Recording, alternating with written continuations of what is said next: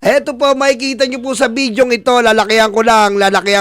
Eto po makikita nyo po sa video na to Eto po, mapapansin nyo po sa video na to. Eto pong video na to ay 2024 pa. Kung saan namatay po si Ginang Nora Honor.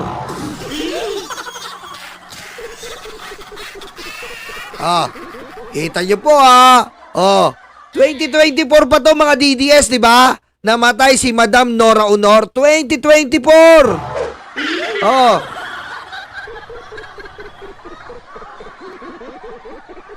Ano, ang sakit, di ba? Ang sakit kapag tanga-tanga kayo. Sino ngayon ang tanga-tanga na maniniwala sa inyo na nasa US? Na nasa US ngayon si First Lady. At si Maharlika ang galing para hindi hindi bumalik yung issue. Binabalik na naman ni Maharlika ang hindi mabentang kidnapping. Ano, pahiya ka? Puday mo, may plema, hayop ka. Ikaw Maharlika, puro ka na lang fake news. Ang hindi fake news, pakangkang ka sa Cubao sa may toda ng tricycle.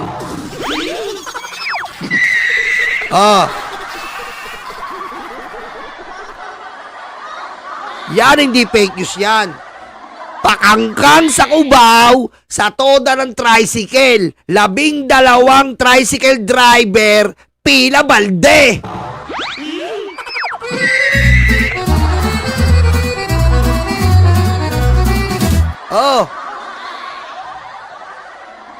Ngayon, ba't ayaw nyo ngayon? Ikaw ang nagpakalat nito, nasa US, kasama yung namatay. Ngayon, ba't iniiwasan mo? Balikan mo to.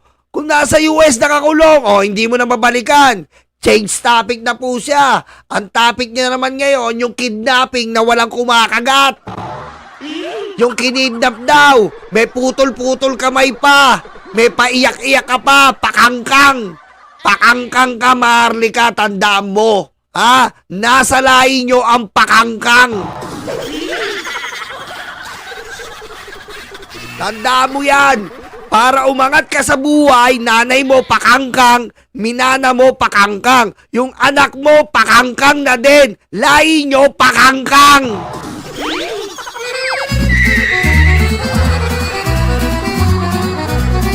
Diba? Para umangat sa buhay, magpapakangkang. Para makakuha ng pera, magpapakangkang. Paano ka nakarating sa US? Nagpapakangkang.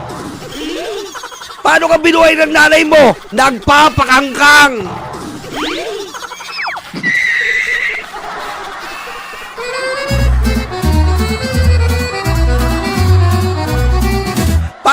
Paano mo mabuhay yung anak mo? Magpapakangkang.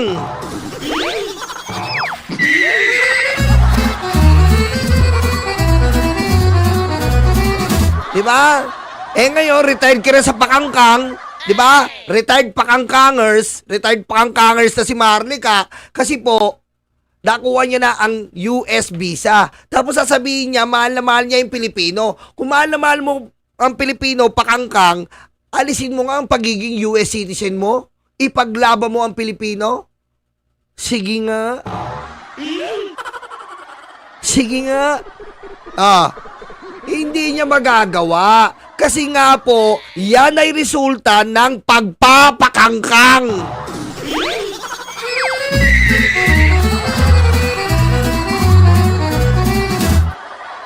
Diba? Kung talaga mahal mo at pinaglalaban mo ang advokasya ng mga Pilipino, sige nga papipiliin ka. Ialisin mo ang pagiging US citizen mo at dito bumalik ka dito. Gawin mo isa lang Filipino citizen. Sige nga gawin mo. Para talagang maniwala kami sa advokasya mo na para ka sa Pilipino at hindi ka para sa views at para sa pera. Hindi mo magagawa. Kasi nga po, inuulit ko, yan ay resulta ng minanay niya sa nanay niyang pakangkang.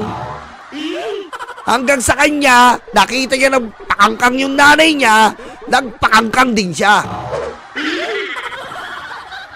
Nagpakangkang siya sa Amerikano hanggang sa nakuha niya ang green card na resulta ng pagpapakangkang. Oh. Ngayon, ayan din ang mamanahin ng anak niya, pagpapakangkang.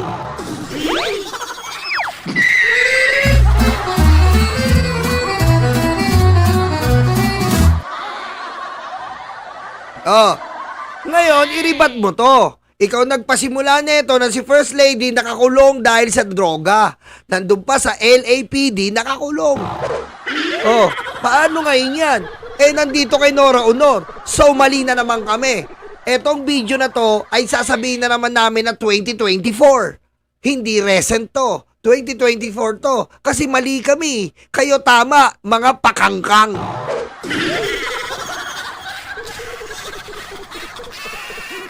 Oh. So, mali kami dito. Ito ay throwback video. Yan. Diyan nyo pinipake news sa mga tao. Pagtapos nyong mag-fake news, pag binalikan na kayo, para na kayong nakangkang nalalambot-lambot. Diba? Oh. Oh, paano mo marerebat to? Video pa lang, hindi ko na nire-react, marerebat ka na. Paano mo nasasabi ngayon, nakakulong? Ah, oh, yan ang mahirap sa'yo. Puro ka kangkang.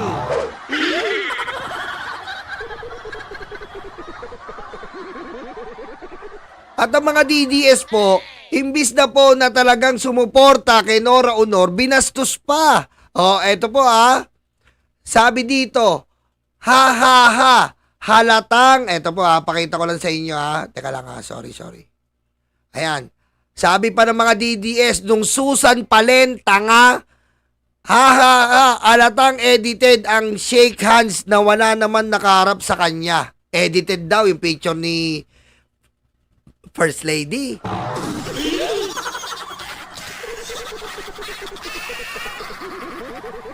Sabi na ng isa, nak ng yupa, grabe namang kamay yan, di pinantay ang pagkakagawa. Oh. Edited pa rin daw po ang picture ng mga First Family. Ito yung tinutukoy nila. Edited pa rin daw po pala yan. Edited pa rin. Edited pa rin daw. Edited pa rin. Isa pa. Sobrang laking ng smile ni Penguin dito. Burol ba talaga pinuntahan o pageant? Pareho mag-asawang to, di alam kailan magseryoso o hindi. Tatawanan pa ang mga dapat seryosong bagay. Bobo talaga ng mga DDS, no? Halata talagang edited, ang haba ng kamay tas wala pang video.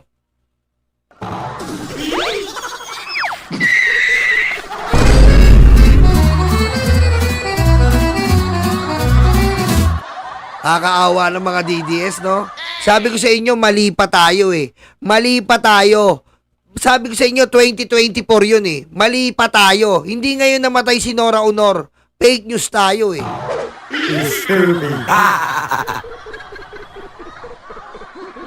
Tama, mali pa tayo. Mali pa tayo ngayon. 2024 pala na matay si Nora Honor. Sumalangit naman po kayo, superstar Masyado pong, imbis na talagang respetuhin, biro mo ginawang katatawanan pa ang kamatayan ni Nora Honor. Ano pong klaseng mga tao to?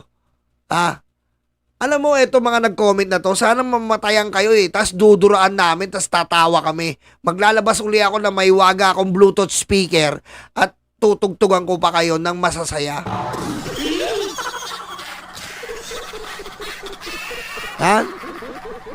Totoo yan. Sana mamatayan kayo. Biro nyo, binabastos nyo yung patay. Di ba?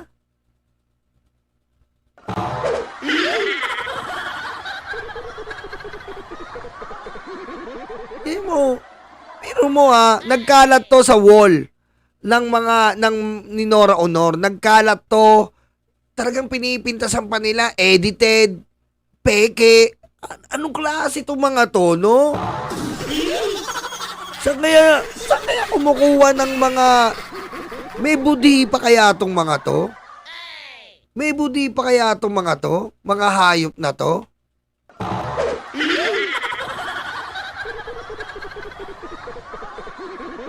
Anong klase kayo? Anong klase itong mga to, no? Ang grabe ang impluensya ni Digong, no? Demonyo talaga eh. Demonyo po ang impluensya ni Digong eh. Hindi po normal ang impluensya ni Digong. Pagka-demonyo. Mga kababayan natin naging demonyo. Di ba? Pag namatayan kayo ng kamag-anak, may Bluetooth speaker ko, patutugtugin ko doon, bye, bye, bye. Bye, bye, bye, bye, bye! Gaganunin ko yan. Ilalapit ko sa tenga ng namatayan. Ba, namatay yung nanay nyo? Ha? Namatay yung nanay nyo? Lalapit ko yung Bluetooth speaker. Tapos tutugtugan ko ng bye, bye, bye. Bye, bye, bye, bye, bye! Nakasayaw pa ako. Basig yung bang, bang, hit me, don't like. Bye, bye, bye, bye, bye. Gaganunin ko talaga yan.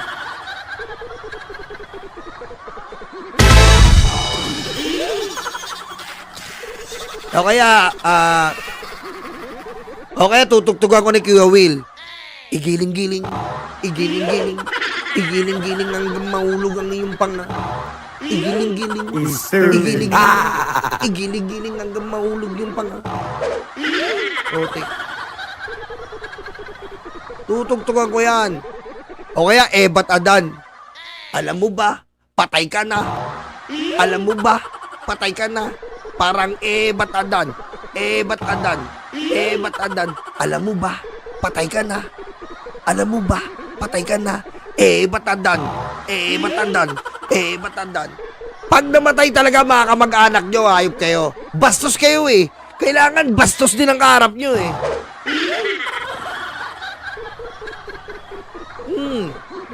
Sabi sa inyo.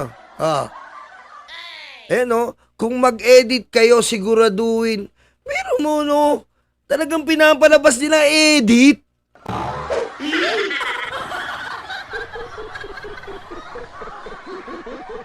Di ba?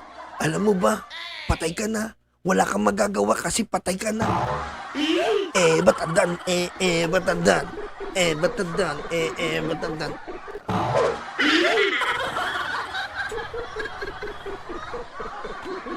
Tignan mo mga bastos. Ito naman, dumako tayo kay Santo Papa naman.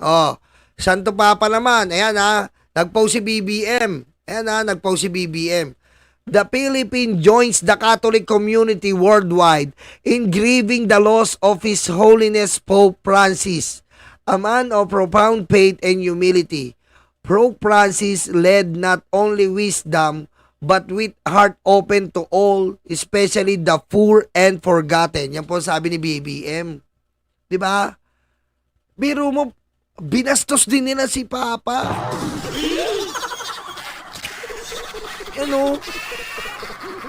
Biro mo, automatic DDS, Kita nyo, pero nung nakulong si Digong, mga nagsisiiyakan ng mga pusang amang to.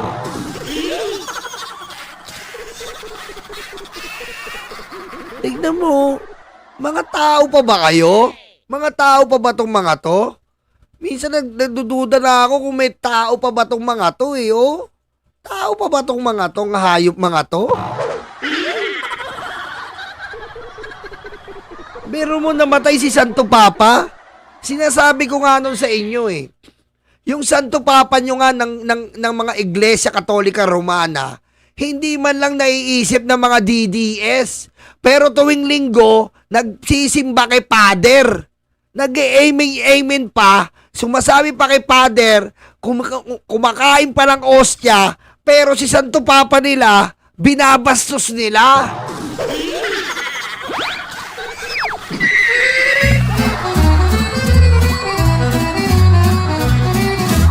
Ang lakas mo pang lumamo ng ostya, hayop ka.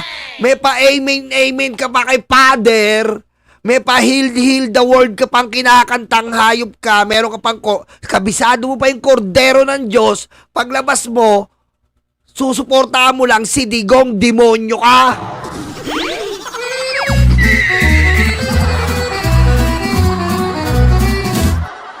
Ilulugar nyo ang pambabastos nyo. Ha? Ilulugar nyo ang pambabastos nyo. Pagdating sa mga ganitong tao na Santo Papa ng Katoliko, Romana, Apostolika, hindi binabastos to dahil ito ang pinakamataas sa mga pare na kasama nyo tuwing linggo. Mga inutil!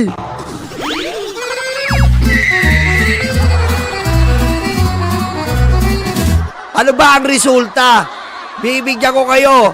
Ano ba ang resulta pag binabastos mo ang Santo Papa ng Iglesia Katolika Apostolika Romana?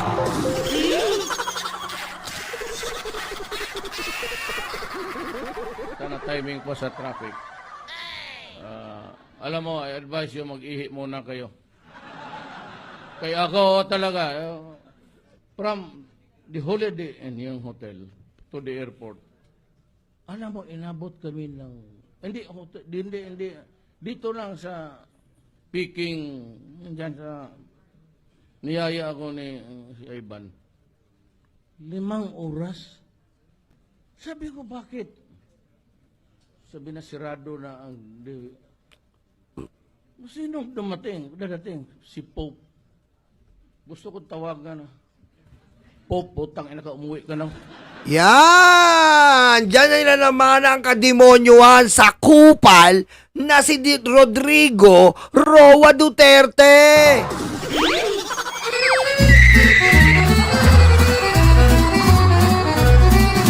Kaya yung ginagawa nyo ngayon sa inyong Santo Papa, ang mangyayari dyan, yung tinatawanan nyo yung Santo Papa, tumutulad kayo kay Digong na walang niya, demonyo, malamang pamilya nyo ang magsasuffer dyan. Malay mo, mawalan ka ng nanay, mawalan ka ng tatay, mawalan ka ng anak, kasi salbahay ka eh. Ha? Yung mga ganyan tao, ganyan ang napapala niyan. Yung mga inaalis na yung moral sa pagkatao, yung inaalis na yung respeto sa pagkatao, yung inaalis nila yung disiplina sa pagkatao, yan ang dadanasin mo, parang boss mong si Digong. Ha? Kayong mga demonyo, kayong DDS kayo, lulugar kayo ng babastusin. Kayong mga demonyong DDS kayo, lulugar kayo ng event na babastusin. Kayong mga DDS kayo, pipili kayo ng kaganapan na inyong babastusin. Pagpatay, na may respeto sa patay, may namatayan, iiwas kayo ng gawing kakatawanan yan. Kasi yan ay sensitibong bagay. Kita nyo yung EJK, kita nyo ginawa nyo? Pinagpiestahan nyo ng katatawanan? Kita mo mga nalagasan ng mga anak, tatay, magulang, ginawa nyong katatawanan. Ganun na kababa ang moral ng mga tao dito sa Pilipinas. Dahil kay Rodrigo Roa Duterte, nawala na po ng moral ang mga kababayan natin diyang iba.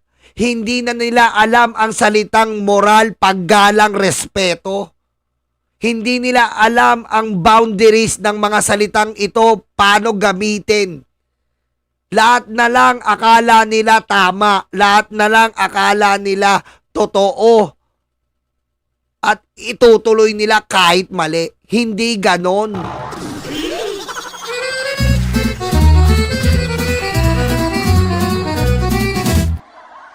Diba? Ganyan ba ang gusto natin? Bumalik tayo kung saan ang moral ng isang tao ay wala ng kahalagahan dahil sa mga DDS na luga, utak pa lang, luga na, walang modong mga nilalang na Pilipino.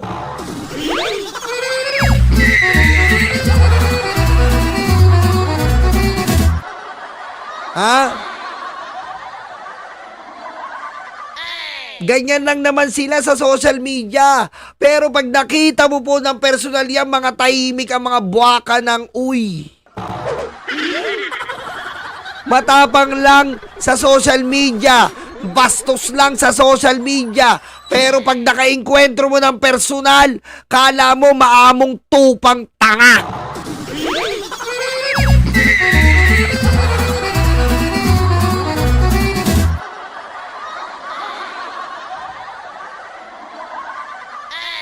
Ngayon lang po tayo nakainkwentro ng ganito na klaseng Pilipino. Ngayon lang po tayo nakakita ng mga ganitong klaseng supporter na kahit maging tae, luga, utot sila sa paningin, okay lang sa kanila basta sambahin lang nila ang santo demonyong si Digong.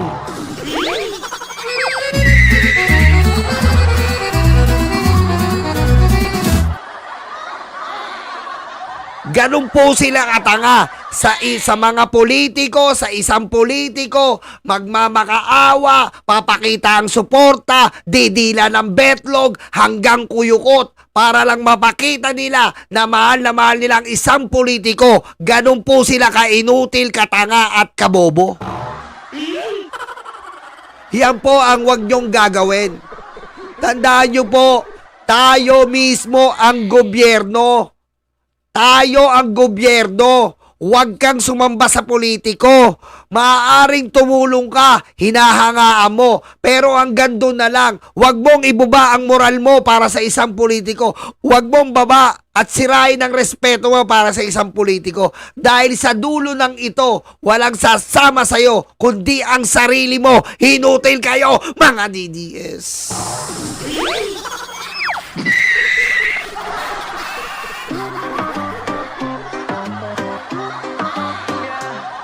Oy mga alipin, mga uto-uto, paniwala sa news na gawa-gawa mo.